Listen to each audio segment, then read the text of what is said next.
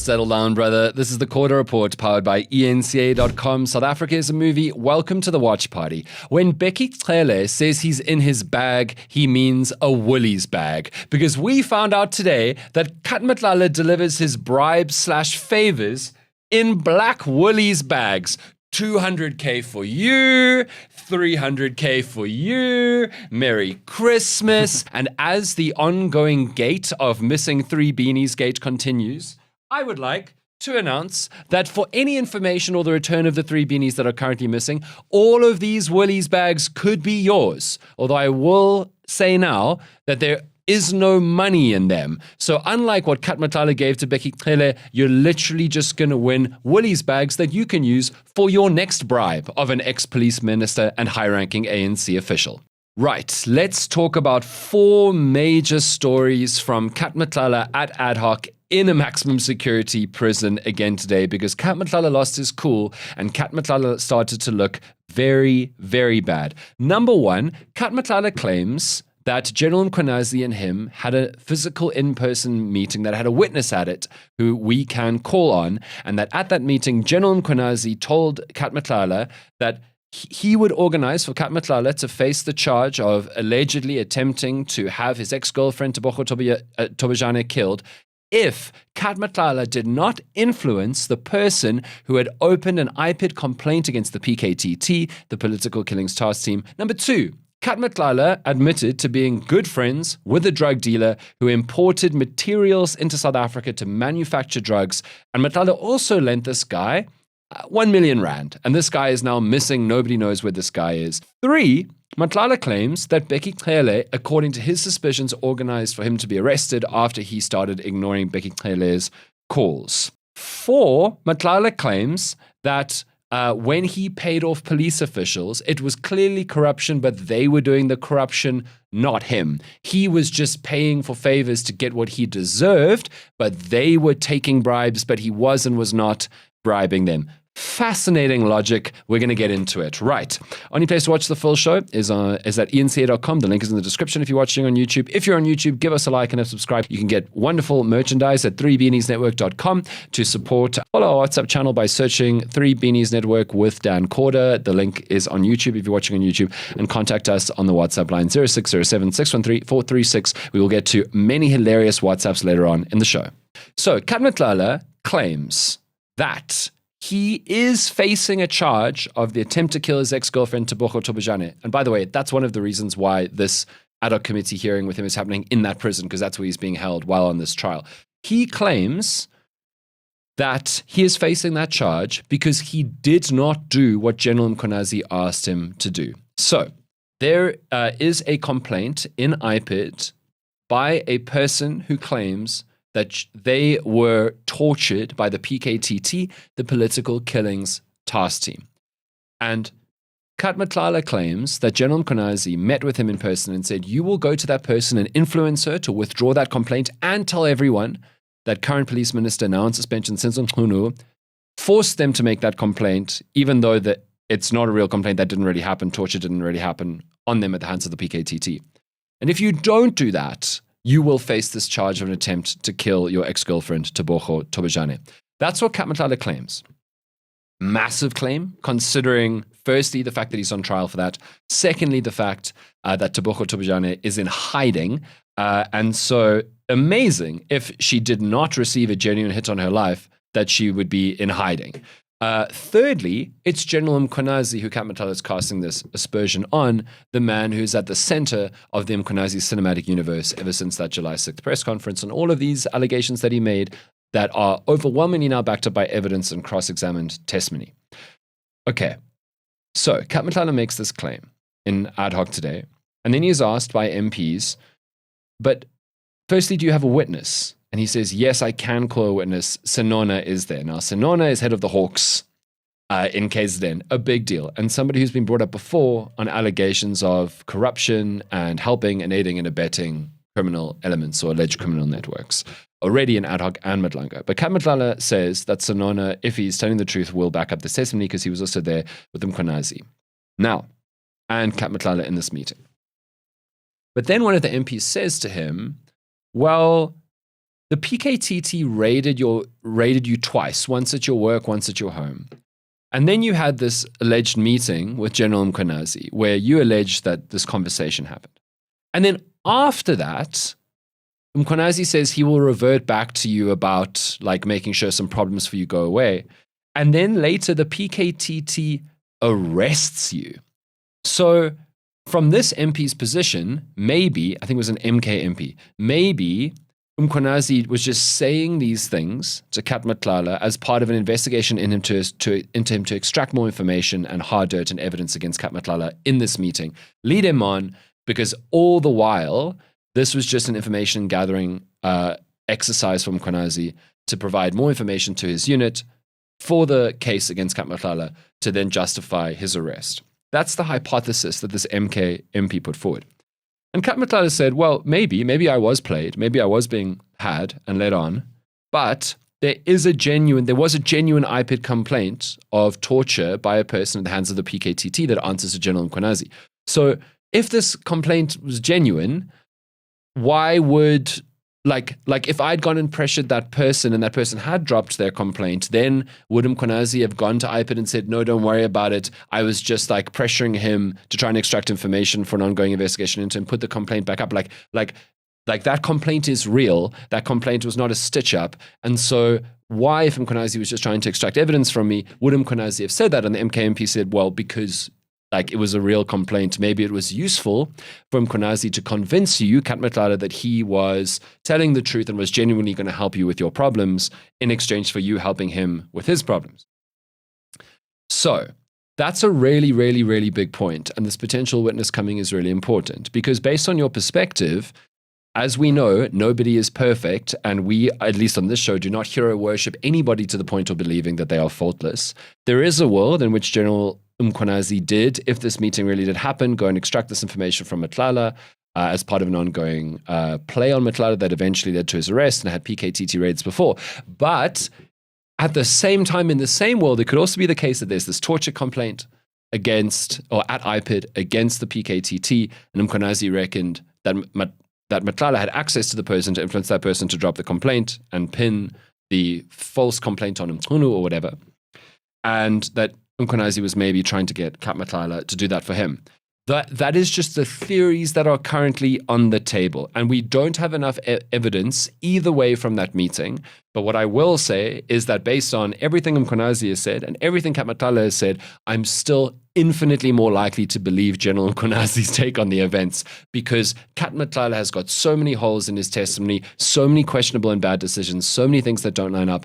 And up until this point, General Mkhwanazi's claims have been, in the vast majority of cases, proven, justified, and backed up by other witnesses and with evidence. So that's the first point.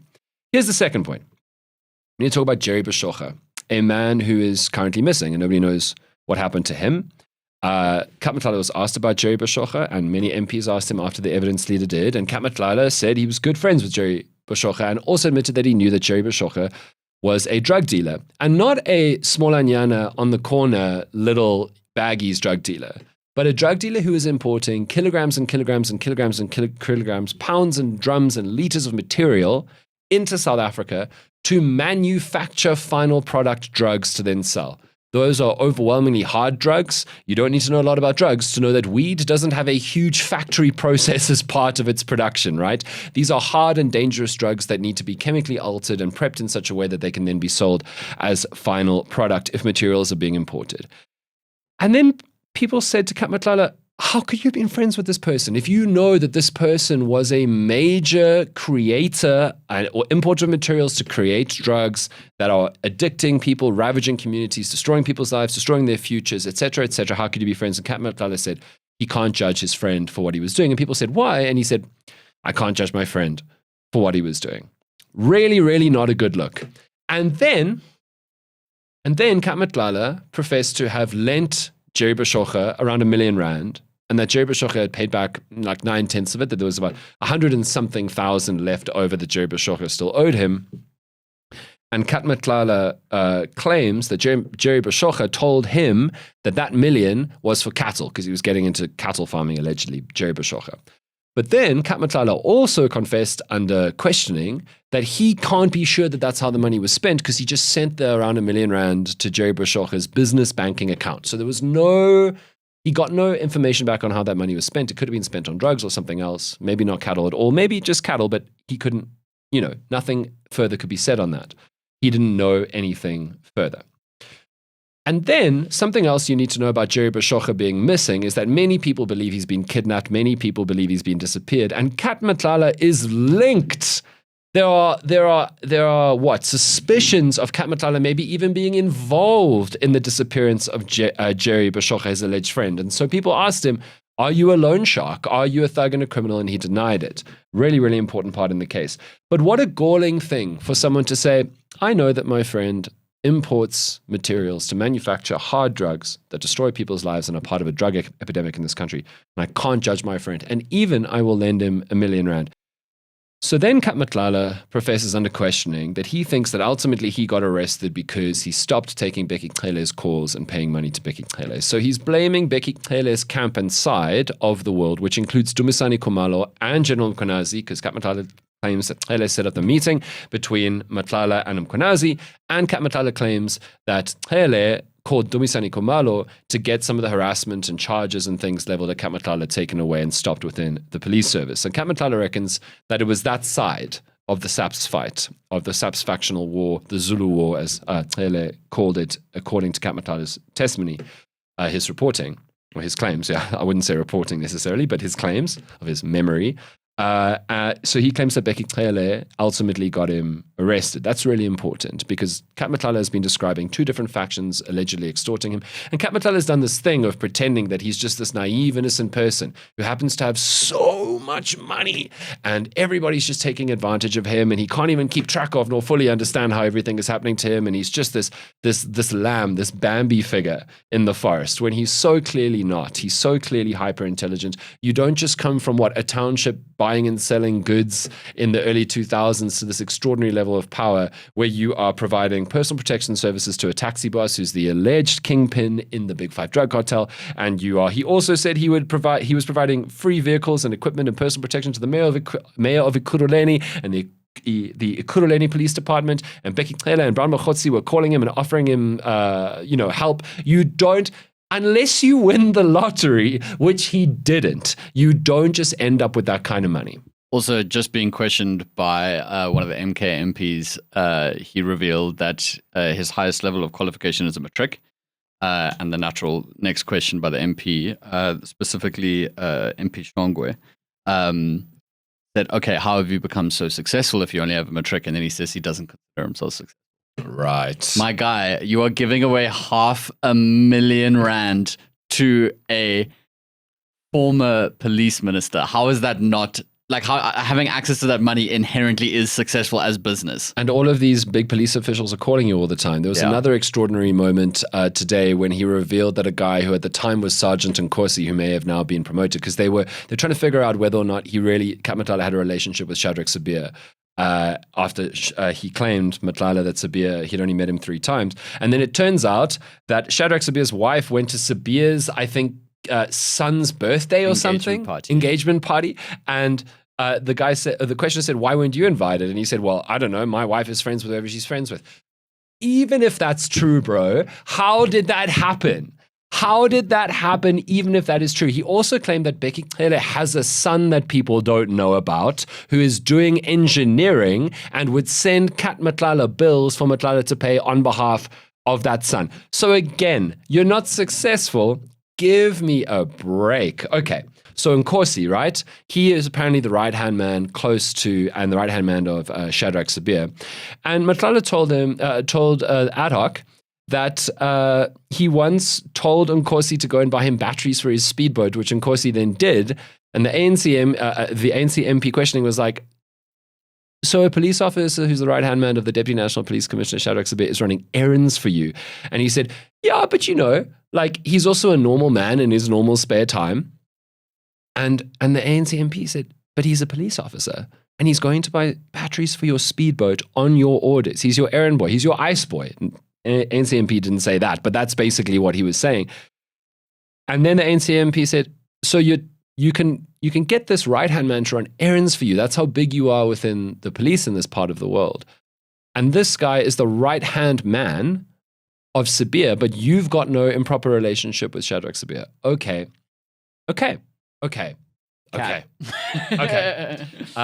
Yeah. I mean, Matlala also at one point said that many messages between him and Brown Mkhwanazi were fabricated by the police as fake evidence. He said his voice was manipulated in the recordings played at Madlanga, where he very clearly, while being arrested and after being arrested, was name-dropping all bunches of powerful people, including Shadrach Sabir, to say that he should be untouchable. But the last thing that I want to talk about as a main strand here is he finally admitted that he was bribing. He tried to get around it. He said things like, oh, yeah, the police receiving my money were involved in corruption. They were receiving bribes. They were doing something wrong. But I was just giving them money in exchange for favors for what I rightfully deserve. Going back to yesterday, that idea of like, oh, I don't understand why I had to pay money to get the services and treatment I was owed by the police. But like, if I had to, I had to. But I'm not bad. I'm not unlawful. I was just maybe doing something unethical, but not unlawful. They were doing the bad stuff and the corruption. And then a DA MP just read him the definition of bribery and corruption. And aiding and abetting in the reception of a bribe is, you are the briber. You are the corrupteur.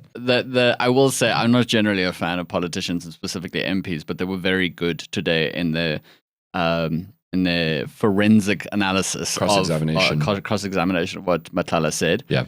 Glenys Breitenbach absolutely read in the riot act, and she was the main one who pushed the argument of, you understand that it takes two to tango. You understand that it's not just Cele receiving the bribe, it's you are giving him the bribe, and that makes you a briber. And in response to that, Kat Matlala said, well, I had to pay off someone because the police were screwing me from all sides. And some people in the last 24 hours in South Africa in our comment sections have said that they believe Kat, and I just want to say pretty privilege is a thing. Yeah. Because he's very good looking and suave and whatever. But here today you see the true rot of the man and his lack of composure. But the second thing is, as another MP said, you could have gone to somebody else. And I kept thinking, well, if you have all this evidence that all these major police forces, including ANC officials, are coming at you from all sides, you know what I would do? I'd go to the media. Because you know who will run this story? Every media house in the country. Like I just don't buy this argument whatsoever.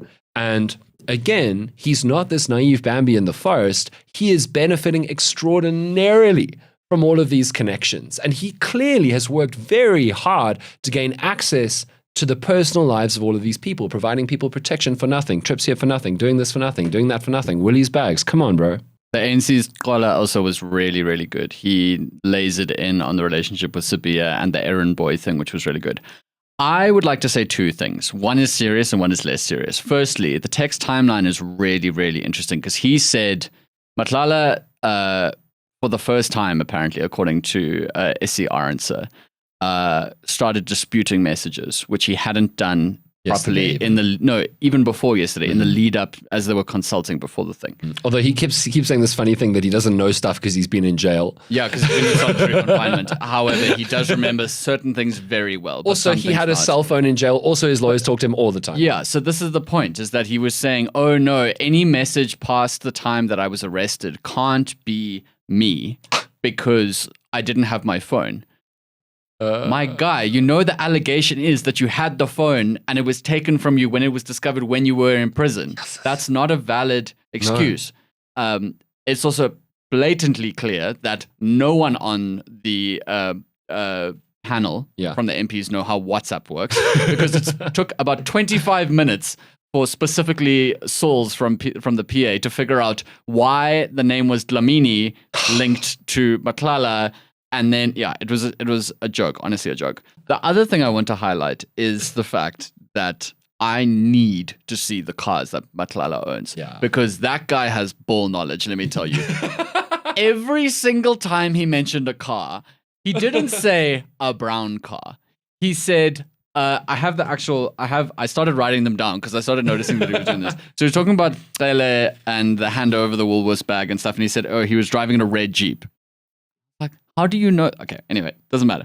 Then he said he was taken to the meeting in Mkhwanazi in a white polo. And Mkhwanazi pitched up in a white Mercedes C-Class coupe. And I was like, my guy, How do you remember all these cars? Like, no. He has ball knowledge. He knows. Because he could have just said, "Oh, he arrived," but Right. he mentioned it. And can you, if Maumela has all his Lamborghinis and the blue Lamborghinis, it's all cool and whatever, can you imagine what Kat Matlala has done? Yeah. He must have like a GTA 5 garage He knows of his cars. cars. Yeah. And clearly willing to like invest in them.